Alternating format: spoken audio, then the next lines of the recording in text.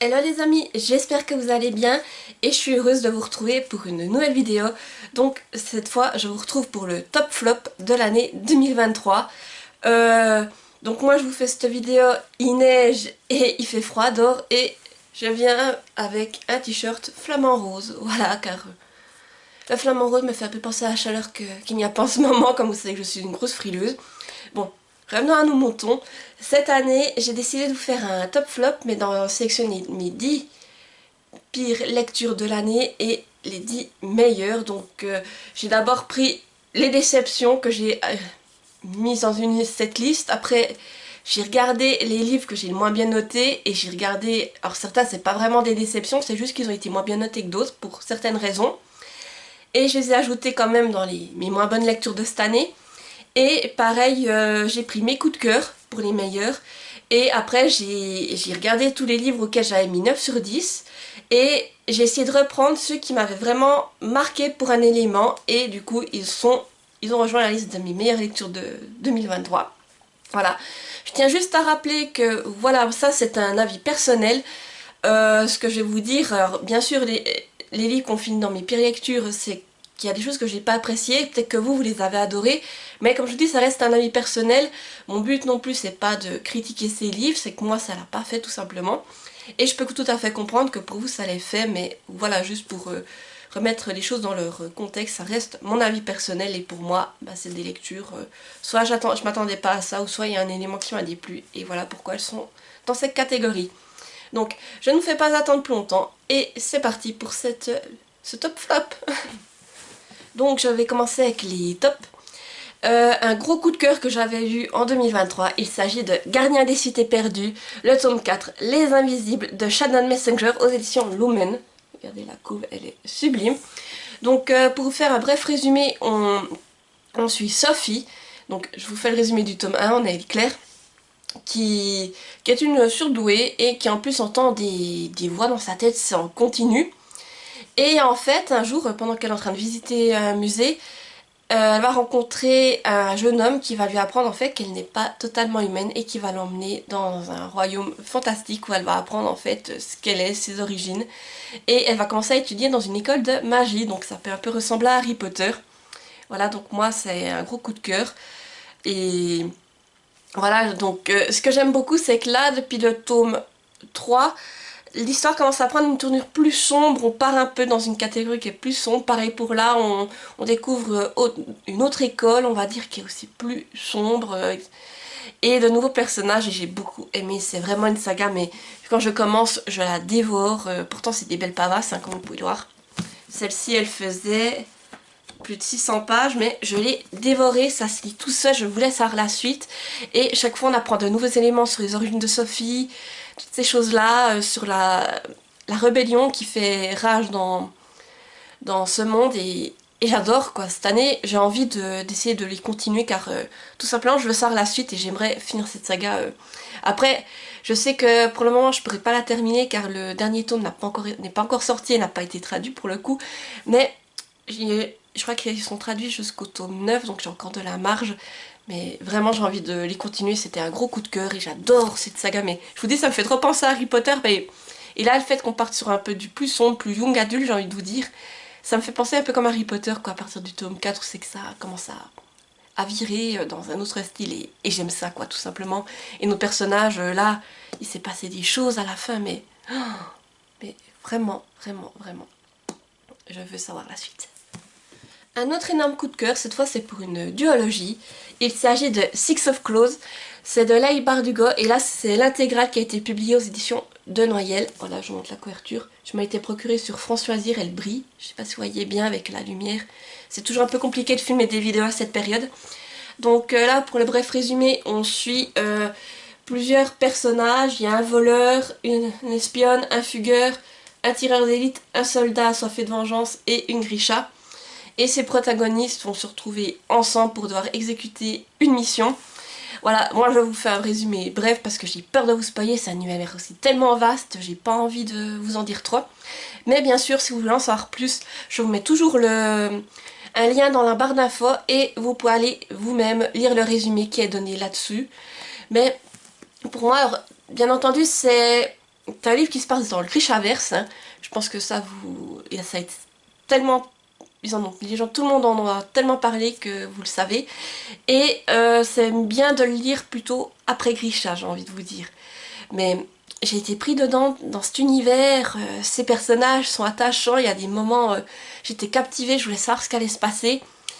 Et ces deux livres, mais vraiment j'ai été un coup de cœur pour toute cette duologie et c'était incroyable, vraiment. Et vraiment, il y a de la magouille là-dedans, mais du complot, c'est incroyable. J'ai adoré, les personnages pareils, tous aussi attachants les uns que les autres. C'était génial, je suis vraiment contente d'avoir pu retourner dans l'univers de Grisha. Mais j'ai envie de vous dire que si je dois choisir entre les deux, j'avais beaucoup aimé Grisha. Mais je pense que Six of Claws, je pense qu'il est encore meilleur. Franchement là, au niveau des complots, de la trame, tout, c'est autre chose que Grisha. J'ai envie de vous dire au niveau de l'histoire, j'ai bien aimé les deux, mais là il y avait un petit plus, j'ai envie de vous dire. C'est un livre, alors, moi, étant donné que j'ai l'intégrale, c'est quand même une belle pavasse. Il fait aussi... Hop, voilà, l'intégrale, il faisait 1200 pages, voilà, pour être bref. Si je trouve juste, pour montrer où il y a la transition entre les deux tomes, voilà. Je pense que ça, c'est la fin du premier. Alors, le premier tome, pour moi, il faisait 561 pages, voilà. Là, vous avez le tome 1 et là, le tome 2, que vous puissiez voir. Mais voilà, une superbe lecture que je ne peux que vous recommander si vous aimez le Grishaverse et je pense que vous allez apprécier, mais moi comme je vous dis, c'était génial. Et là je suis en train de me regarder la série Shadow and Bone sur Netflix parce que j'ai envie de retourner dans cet univers et de retrouver ces personnages ainsi que ceux de Grisha. Un autre coup de cœur, franchement que je m'attendais peut-être pas spécialement, ça c'était des bonnes lectures mais jusqu'à présent j'ai pas eu de coup de cœur je crois. Après je vous dis peut-être une bêtise, hein, peut-être que le tome 1, mais non je crois pas que c'est un coup de cœur. J'ai du coup un coup de cœur pour le tome 2 de la Chronique des Bridgerton, Anthony, de Julia Quinn, et ça c'est aux éditions François Zirpoche, voilà je vous montre la couverture. Ici bien entendu on suit Anthony, qui c'est le célibataire endurci de la famille Bridgerton, et là il étonne tout le monde, il veut se marier. Et son choix se porte évidemment sur le diamant de la saison qui est Edwina Sheffield. Sauf que, en fait, Edwina elle ne donnera sa main qu'à la personne que, dont sa sœur, en fait, donnera, à qui sa sœur donnera sa bénédiction. Donc, sa sœur Kate n'est pas très fan d'Anthony et n'est pas prête de lui donner sa bénédiction. Donc, voilà. Donc, vous voyez un peu venir le truc. Mais ça a été un gros coup de cœur, franchement. J'ai adoré cette histoire. Alors, on est sur une histoire, une romance. Et ce que j'ai beaucoup aimé, c'est comme la romance se déroule, bien entendu, vous devez vous en douter, entre Kate et Anthony, il va se passer d'autres choses. D'abord, il va y avoir des répliques assez cinglantes, mais j'ai beaucoup aimé. J'ai à plusieurs passages, j'ai rigolé, mais il y a des passages qui étaient sublimes. Et que je me disais, mais allez, finissons ensemble, et tout ça. C'était une très belle romance, j'étais fan, franchement. Je l'ai dévoré aussi celle-ci, et maintenant j'ai juste hâte de lire la suite avec les autres frères et sœurs Bridgerton. Ici c'était une lecture qui faisait 300, un peu plus de 370 pages. Et comme je vous dis, je l'ai dévoré, je voulais savoir la suite et c'était bien dans... savoir un peu plus sur le personnage d'Anthony et surtout sur les troubles qui faisaient qu'il n'avait pas envie de se marier, pour quelles raisons tout simplement. Et là-dedans tout est expliqué et franchement, j'ai adoré cette lecture, c'était vraiment trop bien. Et là, comme je vous dis, j'ai hâte de découvrir la suite de la famille Bridgerton. J'ai également eu un coup de cœur pour le dernier tome de la série, de la saga H+, Transcendance de Célia Ibanez, et c'est en auto-édition. Je vous mets la couverture ici car c'est un livre que j'ai eu en numérique. Et comme je vous dis, j'ai énorme coup de cœur, donc je vais vous faire un bref résumé du tome 1. On suit Vénus, qui est une HNA, c'est une humaine non améliorée, et qui rêve de quitter sa banlieue en fait pour aller vivre dans les quartiers qui sont plus, on va dire, où vivent les HA, c'est les humains améliorés, et elle rêve aussi de devenir une HA et vivre dans des quartiers plus prestigieux. Et son rêve va devenir réalité au moment c'est qu'elle gagne un concours et qu'elle apprend qu'elle va pouvoir devenir une HA de 8e génération je crois. Donc là sa vie va changer du tout au tout et elle va découvrir en fait que peut-être le fait de vivre avec les HA qu'il y a des choses qui sont cachées, voilà. Bonjour Benji. Voilà, comment vous dire, oui. Le fait d'arriver dans le monde des Hachal va découvrir que, en fait, certains secrets leur sont cachés et qu'il pourrait bien y avoir des complots. Voilà. Donc pour moi, ça a été un énorme coup de cœur. J'ai adoré toute cette trilogie. Et franchement, c'était juste génial. Le personnage de Vénus, il est incroyable. J'ai adoré son côté rebelle, le fait qu'elle prenne des décisions. Et des fois, on se dit, ouais, c'est un personnage traditionnel, il aurait pris cette décision. Ah non, Vénus, elle casse tout, elle prend l'autre décision. Quitte à aller contre, en fait, certaines choses que l'on pensait qu'elle allait faire. Mais voilà, ça a vraiment ce côté rebelle. Et j'ai adoré ça. Et là, dans ce tome, mais la fin, mais c'était juste ouf. J'ai failli verser ma petite larme. Et vraiment, niveau science-fiction, je pense que ce livre vous plaira. C'est vraiment une très belle trilogie qui est prenante. Et moi, je l'ai dévoré. Et comme je vous dis, c'est un gros coup de cœur. J'ai également eu un énorme coup de cœur pour le tome 2 de la saga Nil. Les secrets de Nil de Lynn Matson aux éditions Pocket Jeunesse. Je vous montre la couverture.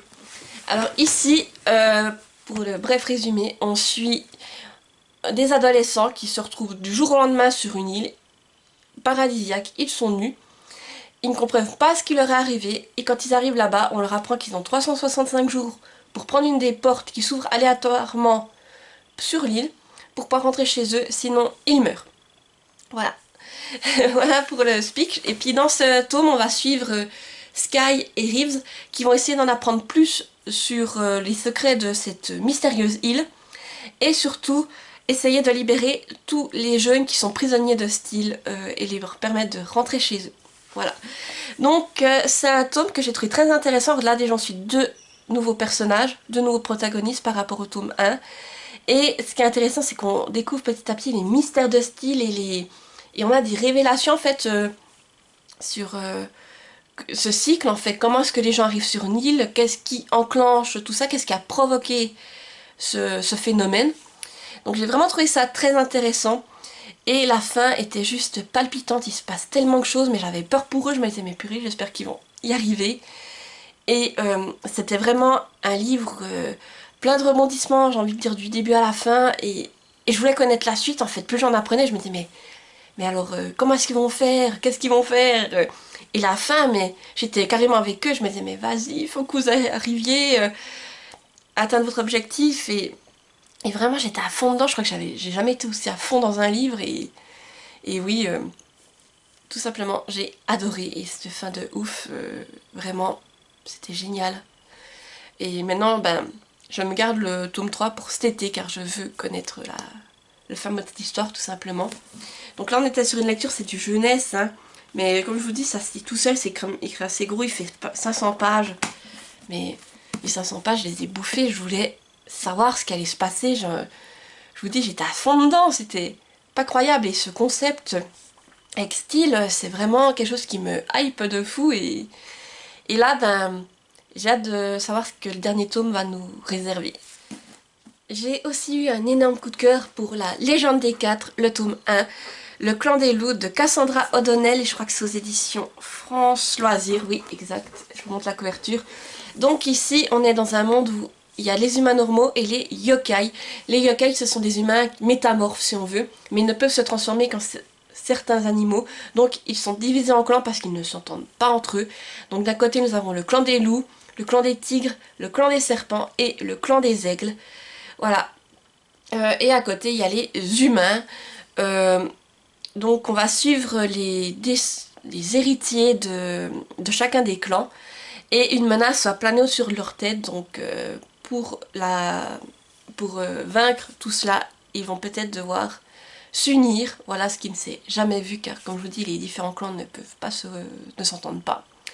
Donc voilà, j'ai vraiment adoré cette saga. Alors comment vous dire, au départ j'en attendais pas grand chose, c'est peut-être aussi pour ça que j'ai tellement adoré, mais je partais, voilà, j'en avais entendu parler, je savais que c'était un style qui allait me plaire et je m'attendais pas forcément à plus et je suis rentrée dedans, je suis tombée sur cet univers, c'est les coutumes de chaque clan et ça m'a hypée tout simplement. Dès les premières pages déjà ce qui s'y passe et je me suis dit mais waouh, je sens que je vais adorer et ça a été le cas. Plus ça avançait, plus je voulais savoir ce qu'allait arriver, comprendre et en apprendre plus sur chacun des clans et voilà. Mais j'ai adoré, c'est une lecture qui fait 351 pages, mais je pense que je l'ai dévoré en un rien de temps. Et j'aime beaucoup ce concept et pour 2024 j'aimerais bien mettre comme objectif d'essayer de terminer cette saga parce que je l'ai vraiment adoré et j'ai envie de connaître la suite tout simplement. Et là le clan des loups, comme vous le savez, le loup c'est mon animal préféré donc j'étais à fond dedans avec ces yokals qui peuvent se changer en loup, leurs coutumes, ça m'a vraiment beaucoup plu. Et oui, vraiment, j'ai adoré cette saga et là j'ai hâte de découvrir en fait ce qui se passe dans les autres clans tout simplement parce qu'après, en fait dans chacun des tomes on en apprend un peu plus sur chaque clan donc et leurs coutumes donc tout ça ça m'intéresse et voilà. Moi j'ai adoré et franchement j'ai hâte de lire la suite mais je pense que si vous aimez jeunesse et fantastique, cette saga vous plaira. Voilà donc là on va passer maintenant aux lectures auxquelles j'avais mis 9 sur 10 et finalement j'ai décidé de les mettre dans ce top 10 car il y a des éléments qui m'ont vraiment marqué et qui ont fait que ça a été des excellentes lectures pour 2023. Alors la première il s'agit de Moderne Princesse, le tome 1, Avant minuit, de Julie Murphy aux éditions Hachette Hilo, je vous montre la couverture. Ici on suit Cindy qui adore les chaussures, elle a des formes mais ça ne la dérange pas, elle s'assume totalement. Et elle vient d'avoir son diplôme de design en poche et son rêve c'est de pouvoir fabriquer des chaussures, donc de vivre sa passion. Et entre temps, en fait, sa belle-mère, Erika, organise la célèbre émission de télé Avant minuit. Une participante se désiste au dernier moment et Cindy va prendre sa place. Et le but de cette émission, en fait, c'est que les candidates vont devoir séduire un célibataire. Voilà, donc Cindy elle y va un peu comme ça, en se disant qu'elle pourra un peu se faire de la pub pour ses chaussures. Et en fait, elle pourrait bien devenir une icône body positive en participant à cette émission. Donc voilà pour le bref résumé. Alors comment vous dire, c'est un livre que j'ai adoré. Alors déjà par les valeurs qu'il met en avant, Cindy avec le fait qu'elle s'assume totalement, qu'elle n'a pas honte de ses formes, tout ça, et j'ai beaucoup aimé la manière dont c'est mis en avant. Et cette histoire de télé-réalité aussi avec notre prince qui vont devoir séduire, entre guillemets. Tout ça, ça m'a beaucoup plu. Toutes ces valeurs, il y a des moments qui sont très beaux avec le prince. Et puis vraiment, c'est un livre qui m'a marqué car d'un côté on est sur une réécriture un peu de Cendrillon mais moderne et de nos jours ça c'était ouf vraiment et je l'ai lu avec en lecture commune et l'autre personne avec qui je l'ai lu m'a dit qu'elle avait ressenti la même chose, les mêmes valeurs, une ambiance cocooning vraiment agréable où c'est qu'on aime s'y replonger et j'étais vraiment j'ai fini cette lecture, j'étais heureuse car je peux vous dire c'était vraiment quelque chose où je me sentais bien, un peu doudou. Et c'est ça qui m'a marqué dans ce livre en fait, je pense. L'émission, tout ça, je suivais Cindy et j'avais envie que Cindy elle aille le plus loin possible pour montrer c'est une personne qui est très belle, qui a de belles valeurs, un bel esprit. Et franchement j'avais envie qu'elle aille le plus loin possible dans cette aventure et oui je me suis régalée avec ce livre. Et la romance, elle était vraiment très belle, franchement. J'ai adoré, puis le fait qu'il y ait des touches de Cendrillon dedans, ça m'a encore plus plu, tout simplement. Donc là on était sur une lecture qui fait... combien? Un peu plus de 420 pages, mais comme je vous dis, je l'ai lu tout seul, et puis comme c'est en lecture commune, il y a des fois où je vais m'arrêter à la partie qu'on avait lu, et... et j'avais envie de continuer parce que j'étais à fond dans cette histoire, je voulais savoir ce qu'elle arrive à Cindy, et j'adorais.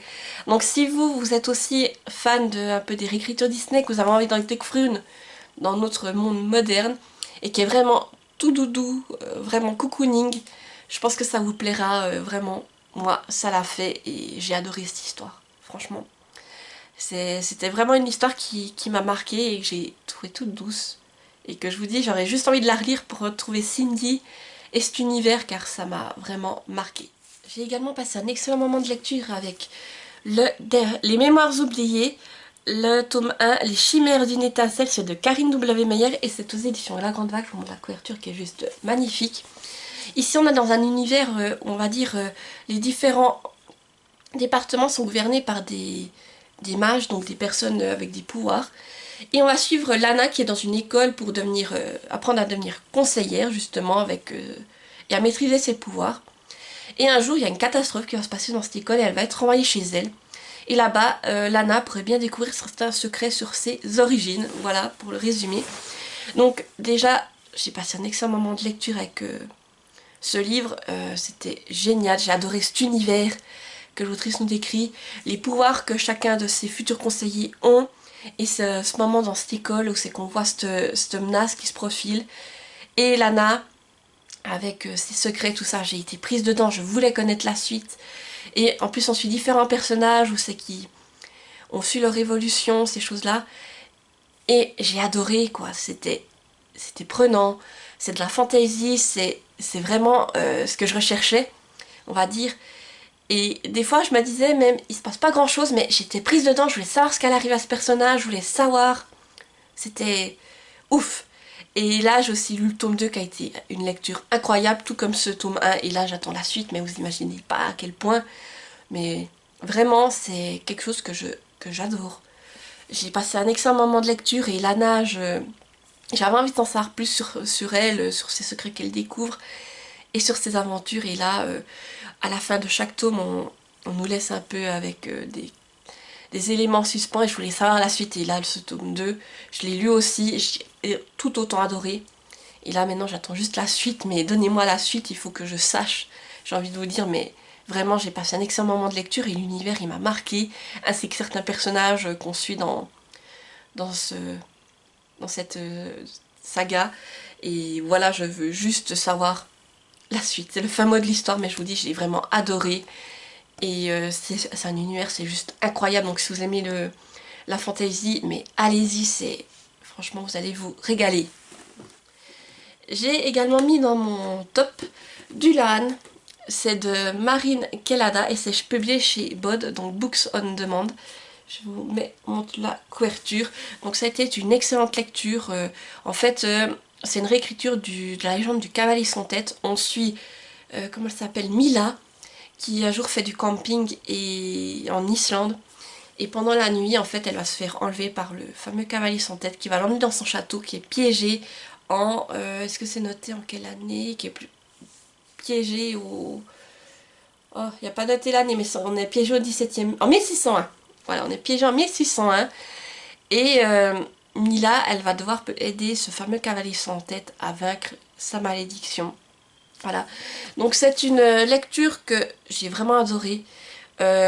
J'ai adoré cet univers, le fait de découvrir un peu plus sur la légende du cavalier sans tête et la romance qu'il y a entre nos deux protagonistes, ça m'a beaucoup plu. Et tous les secrets qui sont liés à cette légende et tous les complots qu'il y a là derrière, j'ai adoré. Il y a des moments où c'est que Mila allait se promener à cheval au milieu de la plaine dans la nature islandaise et moi j'étais juste avec elle. Ah non, je vous dis Islande, mais en fait c'est l'Irlande, je me disais, mais je confonds toujours les deux. Oui, nous sommes en Irlande, donc désolée, je confonds toujours. Mais Mila est en train de se promener dans la nature irlandaise à cheval avec quelqu'un pour l'accompagner et j'ai l'impression d'y être en fait. C'est vraiment un livre que j'ai adoré et franchement je peux juste vous le recommander car c'est une légende qu'on n'a pas beaucoup passé je trouve et c'est peut-être ça qui m'a d'autant plu, mais vraiment j'ai adoré cette lecture, le style d'écriture aussi, la plume, elle est fluide, j'avais envie d'en savoir plus et j'ai adoré ce roman quoi. La manière dont c'est fait, ce fameux château qui est perdu là au milieu de la nature irlandaise et voilà, c'était juste incroyable.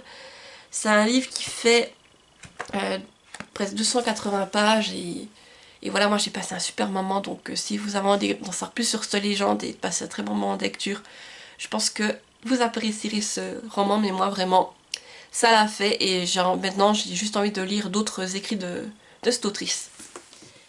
Et la dernière lecture que j'ai décidé de mettre dans ce top, il s'agit de Dangerous Secret, le tome 1, Iduna et Agnar, la véritable histoire. C'est de Marie Mancusi aux éditions Hachette Hero. Je vous montre la couverture.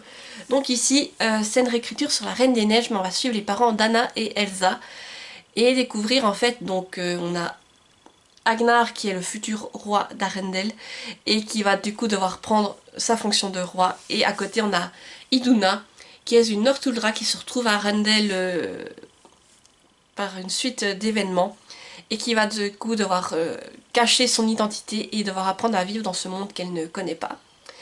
Donc c'est une de mes dernières lectures de l'année 2023, mais ça m'a marqué car j'ai retrouvé des éléments de la Reine des Neiges, que c'est un Disney que j'aime beaucoup par son univers, surtout de la Reine des Neiges 2 avec ce parti Northuldra et tout ça. Et à la fois on va suivre aussi l'amitié et la romance entre les parents d'Anna et Elsa, et ça j'ai adoré.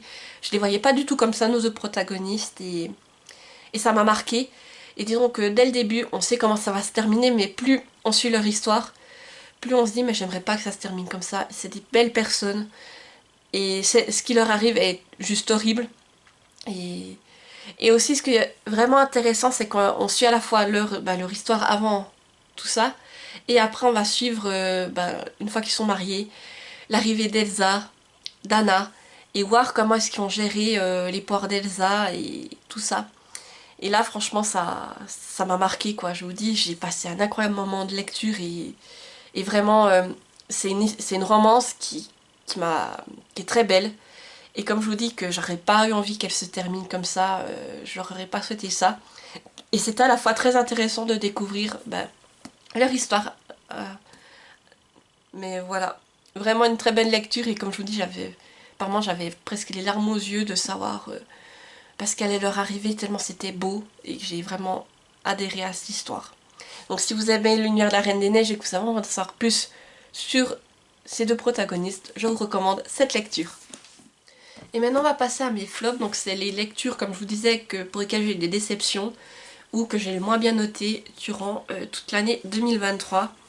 Donc déjà j'ai été un peu déçue avec Les Entraves de l'hiver de Jenny Bergier. Ici on suit l'histoire de Jack Frost en fait qui chaque année ne vit que quelques semaines pour amener l'hiver et ensuite il est renvoyé en fait par le gardien au sommeil. Et Jack Frost il en a marre de cette situation et il essaye de se libérer de ses chaînes. Et à côté on suit Mathilde qui quant à elle doit s'occuper de sa fratrie, qui a une vie qui n'est pas facile. Et ces deux protagonistes vont se rencontrer. Donc disons que j'attendais peut-être beaucoup de cette lecture car j'adore le personnage de Jack Frost. Et avec cette lecture je me suis un peu ennuyée. C'était pas vraiment ce à quoi je m'attendais et il y a des choses que j'ai peut-être pas très bien compris. Et c'est pour ça que ça fait que c'est une des lectures que j'ai moins bien notées cette année. Oui, l'année passée plutôt. Et après, c'est un livre qu'on a lu en lecture commune. Alors, les autres avaient aussi un ressenti assez mitigé, j'ai envie de vous dire, parce que on suivait nos deux protagonistes. Et je pense qu'il y aurait pu y avoir des choses plus intéressantes. Il y a des choses qui se passaient très vite et c'était ça qui était dommage. On avait des longueurs. Et les moments qui auraient pu être intéressants, ça passait très vite. Et disons que il y avait des belles scènes, hein, j'ai envie de vous dire, de romance, tout ça. Mais voilà, pour moi, ça n'a pas été ça n'a pas été ce à quoi je m'attendais. Et c'est pour ça que je pense que j'ai été déçue. J'ai quand même envie de lire les autres tomes avec les autres saisons qui sont proposées. Mais ce livre, sinon, c'était une lecture qui faisait pas très longue, hein, je vous dis, mais pour moi ça l'a pas fait, il faisait à peu près 240 pages. C'était un objet livre magnifique, regardez avec les entrées de chapitres avec des flocons. Mais je m'attendais pas à ça, peut-être au niveau de l'histoire de Jack Frost. Mais voilà, je me garde de côté quand même les autres, je vais me les procurer plutôt en numérique. Et à voir si j'ai une même ressentie avec les autres. Alors peut-être que les autres ne me feront pas cet effet-là, parce que là c'était le personnage de Jack Frost que vraiment c'est un personnage que j'adorais, que je voulais une histoire avec lui. Alors peut-être que de lire les autres personnages que je ne connais pas ou que je suis peut-être moins attachée, ça me fera peut-être pas cet effet-là. À voir, mais pour moi, ça a été une déception. Mais je pense que d'autres personnes peuvent apprécier cette lecture, mais comme je vous dis, moi c'est pas ce à quoi je m'attendais, tout simplement, et c'est pour ça qu'il figure dans cette catégorie. Dans les déceptions, j'ai aussi mis le tome 1 de Trilogie de Nuit d'hiver, L'ours et le rossignol de Catherine Arden, et c'est aux éditions de Noël. Donc là je vais pas vous faire un résumé très complet car je ne me rappelle plus grand chose sur cette lecture franchement. Je sais juste qu'on suit Vasia qui est une fille qui va naître de manière... on va suivre en fait Vasia depuis sa naissance et après elle va pouvoir voir des démons. D'ailleurs je vous la mets ici, c'est vrai car c'est un livre que j'ai lu en numérique. Et tout cela pourrait bien l'amener à réaliser un certain destin. Voilà, c'est tout ce dont je me rappelle, hein, pour être clair avec vous. Alors au départ, il y avait beaucoup de choses qui auraient pu me plaire, c'était légendes un peu en lien avec la Russie. Tout ça, ça m'intéressait. Et j'ai été quand même assez déçue car j'ai trouvé beaucoup de longueur dans ce livre. Et j'ai pas tout compris quoi. Et le personnage de Vasia, il m'a moyennement captivée, j'ai envie de vous dire. Mais vraiment, ce qui était bien, c'était qu'on avait cette notion de mythe et de folklore russe qui était dedans. On était dans cette ambiance de petit village en hiver, donc ça passait bien pour la période hivernale. Et puis qu'il y avait ces thèmes russes qui étaient utilisés, cependant, bah déjà j'avais du mal à retenir les prénoms des personnages parce que des fois on les nomme par leur vrai prénom et après ils ont des surnoms, donc c'était assez complexe. Et on avait des changements de narration, je trouve, qui étaient peut-être un peu trop abrupts à mon goût.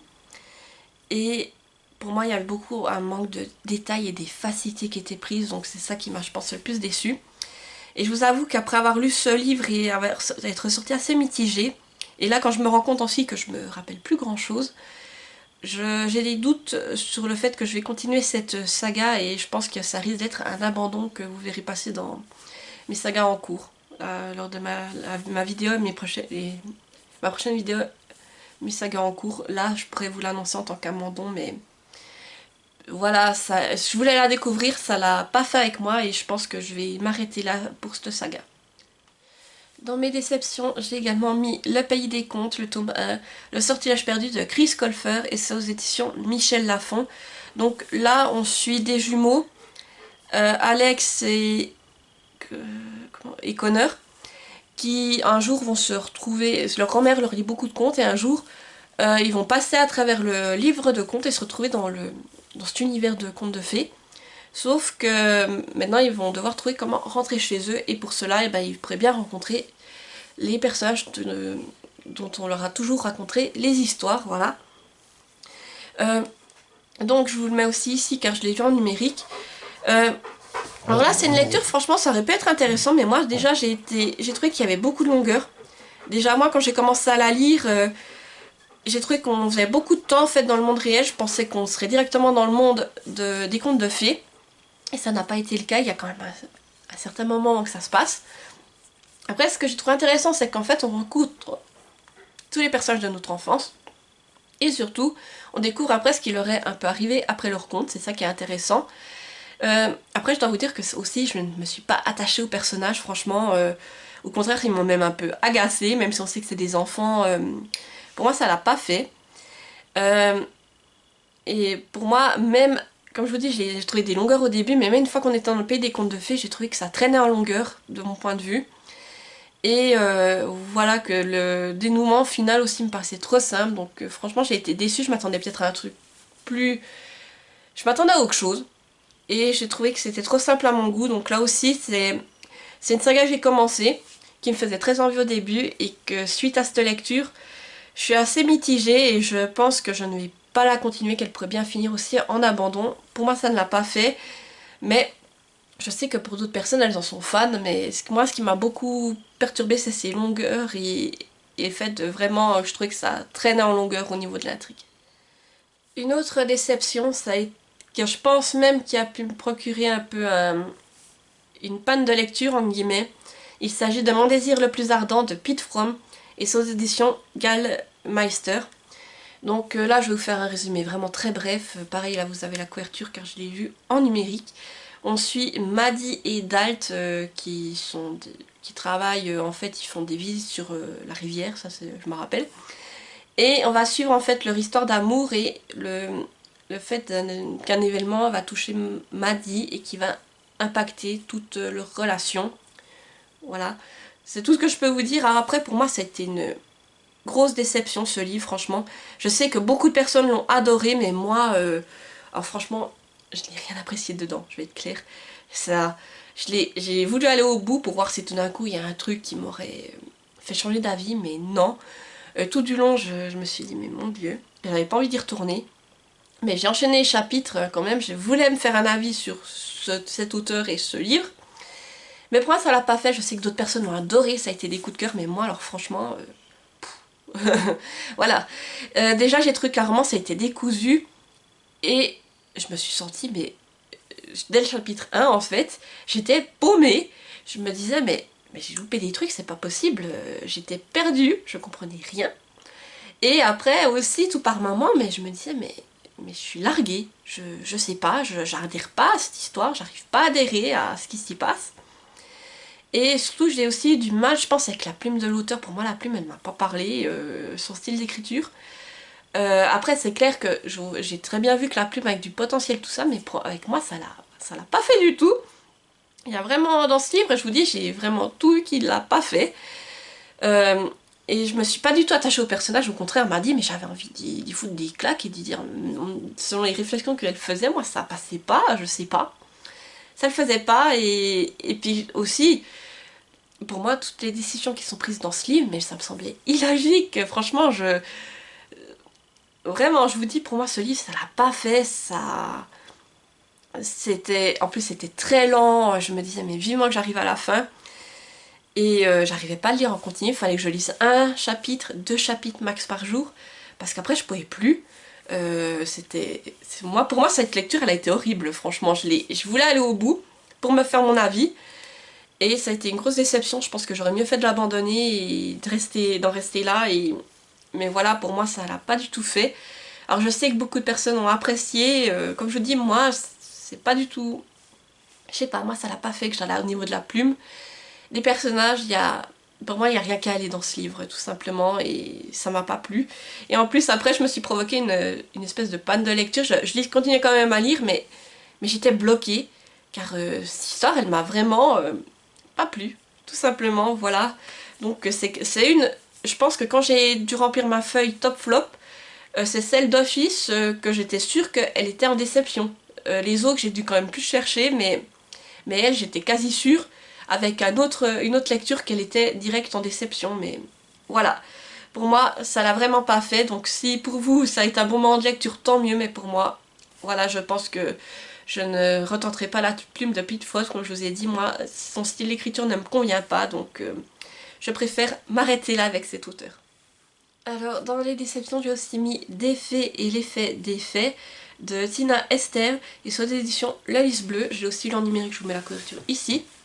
Donc je ne vais pas vous faire de résumé pour ce livre, car franchement, je ne me rappelle pas grand-chose. Je sais juste que l'on suit une grand-mère avec ses petites filles et qu'elles écrivent ensemble une histoire. Alors moi, je pensais tomber sur un conte un peu jeunesse, et en fait, c'est quelque chose qui est peut-être plus philosophique à mon goût, et c'est pas du tout mon style de lecture, donc voilà, j'ai lu, il y a certaines métaphores, c'était très bien fait, mais je me suis quand même ennuyée, car moi je pensais vraiment avoir un conte, et c'était bien de voir cette grand-maman avec ses petites filles, la manière dont ils écrivent tout ça, mais c'était un langage qu'on va dire qui était déjà plus soutenu, j'ai trouvé. Et comme je dis, c'était un peu du philosophique, qu'on cherchait qu'on parlait sur des choses. Et moi, c'est pas du tout mon style, hein, ça je vais être claire. Et c'est peut-être là, il y a eu un... Moi, je pense qu'il y a eu une incompréhension niveau que moi je pensais partir sur un conte et je me suis retrouvée sur ça, donc je l'ai quand même lu. C'était intéressant, la plume était belle, c'était bien fait, mais pas du tout mon style, donc voilà pourquoi il figure dans les déceptions, mais après je pense qu'il y avait du potentiel et quelqu'un qui est plus attiré par ce genre de lecture, ça lui plaira, mais pour moi, ça ne l'a pas fait malheureusement, donc voilà pourquoi il est ici, mais quand même ça a été une lecture qui valait le coup d'être découverte, même si pour moi, voilà, je n'en ai plus aucun souvenir, mais c'était pas le pire à lire en tout cas, pour moi, hein, je précise, hein. Mais comme je vous dis, tout ce qui est philosophique, un peu ces choses-là, moi, c'est pas trop mon délire. Alors vous avez peut-être un peu changé d'angle, car ma caméra n'avait plus de batterie, j'ai dû la brancher pour qu'elle charge pendant que je terminais cette vidéo. Une autre de mes déceptions, ça a été Je veux vivre de Jenny Dovnham aux éditions Pocket. C'est Pocket Jeunesse. Oui, Pocket Jeunesse. Oui, c'est ça. Et ici, du coup, on va suivre Tessa, qui a 16 ans et qui sait qu'elle est condamnée et qu'elle va mourir dans quelques semaines d'une leucémie. Et du coup, ben, elle décide qu'elle a envie de faire ce qu'elle veut, donc avant d'arriver, que ce soit la fin. Voilà. Alors disons que moi je pense... alors c'est un livre que j'ai encore en papier, je vous le dis franchement, mais j'avais la flemme d'aller le rechercher parce qu'il est déjà dans une pile que j'ai faite de livres que je pense qu'ils vont partir prochainement.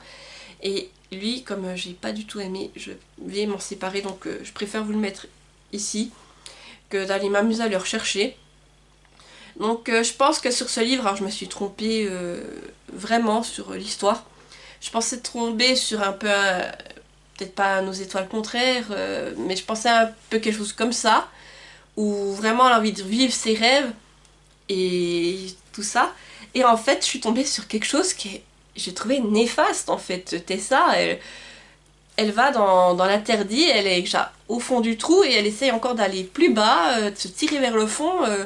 Et je trouvais que c'était néfaste en fait ce qu'elle faisait. C'était vraiment, oh, allez, de toute façon je sais que je vais y passer, donc allez on en refout une couche, j'essaye, je fais ci, je fais ça. C'est dangereux pour la santé mais c'est pas grave. Moi je suis place après, mais j'ai trouvé que c'était vraiment néfaste. Alors j'ai lu et... Et au bout d'un moment, quand même, il y a un peu un revirement de situation, c'est ça qui a un peu sauvé le livre, oui, en tout cas, pour moi, cette lecture, et que vers la fin, quand même, elle se ressaisit, et voilà. Et il se passe quand même d'autres choses qui restent plus belles, voilà, qui sont plus touchantes, j'ai envie de vous dire, mais la première partie, alors j'ai pas du tout aimé. J'ai trouvé les personnages secondaires, certains, ouais, ils étaient juste là pour faire beau, j'ai envie de vous dire, personnellement, de mon point de vue. Et le personnage de Tessa, mais il était pour moi exécrable, franchement. Oui, pour moi, j'ai pas aimé. Après, comme je vous dis, il y a quand même quelques bons passages qui ont rattrapé la donne. C'est comme ça qu'il l'a sauvé parce que je pense que sinon ça aurait été vraiment une déception de. Voilà, mais j'ai pas passé un moment de lecture avec ce livre, voilà. Pour moi, déjà, j'ai eu du mal à adhérer à l'histoire. Le personnage de Tessa, comme je vous ai dit, pour moi, il était malsain. Et les actions qu'elle réalise à travers le roman, ben moi j'ai trouvé que c'était vraiment néfaste pour mon point de vue. Et oui, et pour moi le personnage de Tessa tout du long il m'a énervé en fait tout simplement. Donc voilà, pour moi c'est une déception.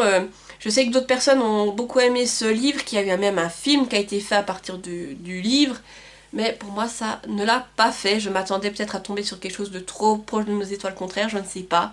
Et de tomber sur quelque chose comme ça, ben ça m'a directement montré que c'était pas le cas et que je sais pas si c'était ça qui a fait que je n'ai pas aimé ou pas, ou quoi. Mais voilà, pour moi, ce n'était pas une lecture que... C'est une lecture que j'ai lue, mais je pense que le livre est déjà dans la pile qui va partir avec les livres que j'ai le moins appréciés et voilà, je ne le relirai pas. Dans les déceptions, j'ai également mis Attila, le curieux chat voyageur de Christine Lacroix et sous les éditions City. Ici, on suit Attila qui se retrouve séparé de son maître et qui va entreprendre un voyage pour le retrouver. Voilà, pour le résumer, je peux pas vous faire plus simple. Alors c'était une histoire qui met le lecteur du point de vue d'un chat. Et vraiment, ce qui était bien dans ce point de vue, c'est qu'on suit un chat avec toute son arrogance et tout ce qui le caractérise. Donc c'est ça que j'ai trouvé bien fait. La plume était détaillée et il y avait une note poétique, c'était intéressant. Et l'autrice fait un hommage à Hergé en nommant les chapitres, si mes souvenirs sont bons, selon des tomes de Tintin. Mais cependant, moi j'ai trouvé pas mal de longueur et que des incohérences dans le récit déjà au niveau de certains faits qui s'y passent. Donc pour moi c'est ça qui a un peu pêché de la lecture et que j'ai trouvé quand même que le voyage d'Attila il est très long. Il y a des moments je m'ennuyais donc c'est pour ça que je l'ai mis là-dedans. Après c'était une lecture qui était sympathique hein, à lire une fois, mais je pense pas que je la retenterai. Comme je vous dis, ça m'a plu. Mais c'est surtout les longueurs et le fait que ces incohérences qui ont fait que je l'ai moins bien noté. Mais je pense que c'est un livre que je ne relirai pas, qu'une fois ça m'a suffi. Dans mes déceptions, j'ai également mis Les Contes Interdits, le tome 1, Blanche-Neige de L.P. Sicard et c'est aux éditions Ada. Ici on suit Émilie qui est dans un hôpital psychiatrique, on ne sait pas vraiment pourquoi. Il s'y passe des choses qui ne devraient pas s'y passer. Et un jour Émilie arrive à s'enfuir. Elle part dans la forêt qui entoure l'hôpital psychiatrique. Et elle va découvrir un manoir. Et dans ce manoir, bien, elle va s'y réfugier et il va s'y passer des choses paranormales. Voilà. Déjà cette lecture, je dois vous mettre en garde comme je le fais. Je l'ai déjà dit plusieurs fois je crois, mais il y a beaucoup de trigger warning, il y a du viol, des scènes sanglantes, vraiment, et on parle aussi de santé mentale, donc si c'est des choses auxquelles vous êtes sensible, faites attention avec cette lecture. Après, pourquoi est-ce que je l'ai aussi mal noté? Donc je savais que je partais sur une lecture qui était assez sensible à ce niveau-là, donc sur ça, moi ça m'a pas dérangé, je savais dans quoi je me lançais.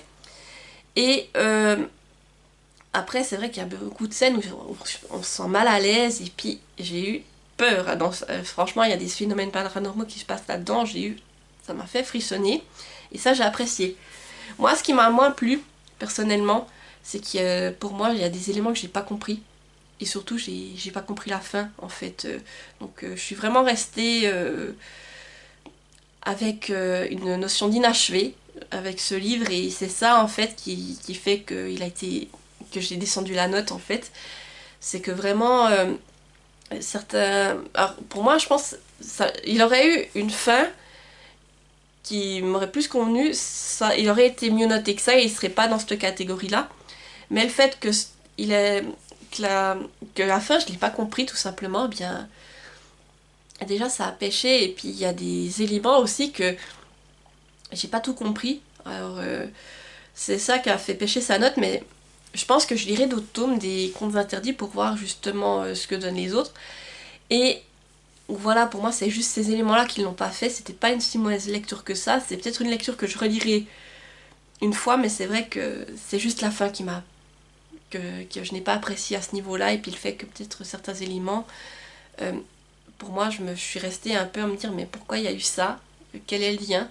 Alors même si après on nous dévoile certaines informations, pour moi je suis quand même restée avec des choses que j'aurais voulu qu'on m'explique davantage, et voilà. Dans mes déceptions, j'ai aussi mis 12 chiens pour Noël de Lizzie Shine, sous édition de Noyel.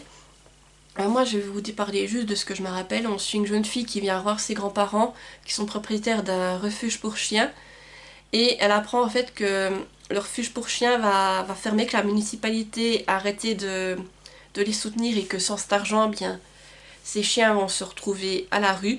Ils ont jusqu'à une certaine date pour pouvoir retrouver des propriétaires. Et voilà du coup pour le speech de base, et là entre deux on va suivre une romance. Alors déjà on était sur une histoire sympathique qui était idéale pour Noël.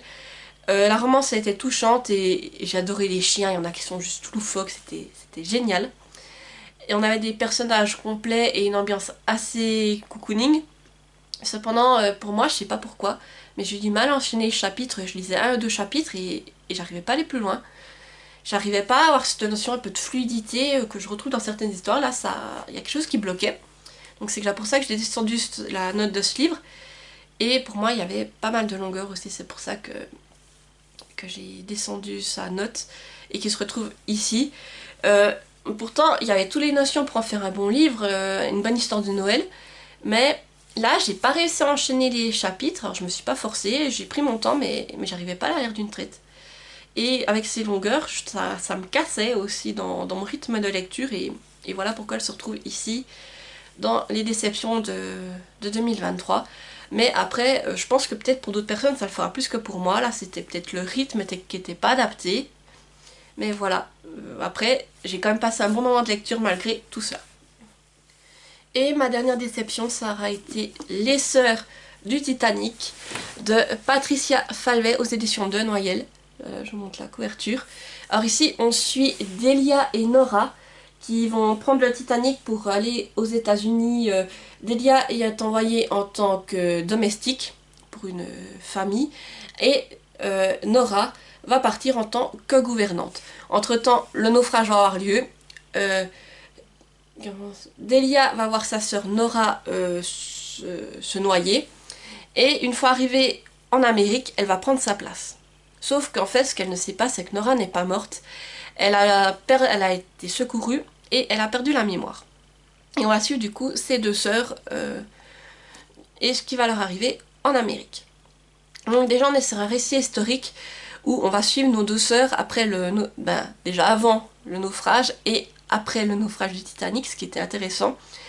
Je trouvais que le récit était en raccord avec l'époque et j'ai beaucoup aimé l'évolution de nos deux protagonistes. L'intrigue était prenante et je voulais à tout prix connaître la suite. Alors déjà là, c'était des points positifs. Cependant, j'entendais beaucoup plus de ce roman, je pense, et je suis restée sur ma fin sur pas mal d'éléments. Notamment, j'aurais apprécié avoir une fin plus structurée pour savoir ce que devient chacun des personnages, parce que là on a une fin, ben voilà, on n'en sait pas plus, et ça vraiment j'ai pas apprécié. J'aurais vraiment voulu avoir une fin vraiment qui clôt tout le truc, et là, pour moi ça l'a pas fait, c'est pour ça qu'il a perdu des points. Après je crois qu'il y a aussi quelques petites longueurs, mais ça encore ça allait, mais c'est surtout cette notion de fin pour moi que franchement on peut juste dire que je m'attendais à beaucoup plus, que je suis restée avec mes attentes et ça m'a déçue à ce point là. Donc c'est pour ça qu'il est dans cette catégorie. Après c'est une lecture que personnellement sinon j'ai passé un bon moment, il y a juste ça qui m'a déplu, c'est pour ça qu'il est là. Comme vous le voyez, quand je vous parle de déception, alors il y en a certains c'est vraiment des grosses déceptions, où c'est que vraiment j'ai rien aimé du tout. Mais d'autres, c'est juste qu'il y a quelques petits éléments qui m'ont déplu et ça fait baisser la note plus bas. Et après, ben, quand j'ai dû choisir 10 livres, ben, ils étaient dans les 10 livres qui étaient les moins bien notés. Donc voilà pourquoi ils sont là. Alors que j'ai pas spécialement passé un horrible moment de lecture avec. C'est juste qu'il y a un élément qui m'a déplu. Par exemple là, les fins, moi j'aime bien avoir des fins structurées. Et là, ben, ça n'a pas été le cas et c'est pour ça que il s'est retrouvé dans les déceptions. Mais comme je vous dis, j'ai bien aimé cette lecture, c'est une lecture qui fait 370 pages environ, et je pense que les gens qui aiment un peu tout ce qui est contemporain et historique, ça leur plaira. Mais moi voilà, c'est juste ça que j'aurais voulu plus d'informations. J'aime bien avoir des détails à mettre sous la dent, et là, ben, je suis restée sur ma faim tout simplement. Donc, voilà. Et voilà, j'arrive au bout de ce top flop. N'hésitez pas à me dire en commentaire si vous aussi vous avez lu certains de ces livres et ce que vous en avez pensé tout simplement, ou quels sont les livres pour lesquels vous avez eu des énormes coups de cœur ou des déceptions. Et si vous êtes trop timide pour laisser un commentaire, mettez-moi juste un emoji, ben, on va reprendre l'emoji du t-shirt, voilà. Mettez-moi, on est en plein hiver, mais mettez-moi un emoji flamant rose juste pour me dire que vous étiez là et que vous avez suivi jusqu'au bout. N'hésitez pas non plus à mettre un petit pouce en l'air pour me soutenir, à activer la petite cloche pour ne pas rater mes prochaines vidéos, et à vous abonner car ça fait toujours plaisir, voilà. J'espère que cette vidéo vous aura plu et je vous retrouve tout bientôt pour une nouvelle vidéo. Portez-vous bien, bye bye.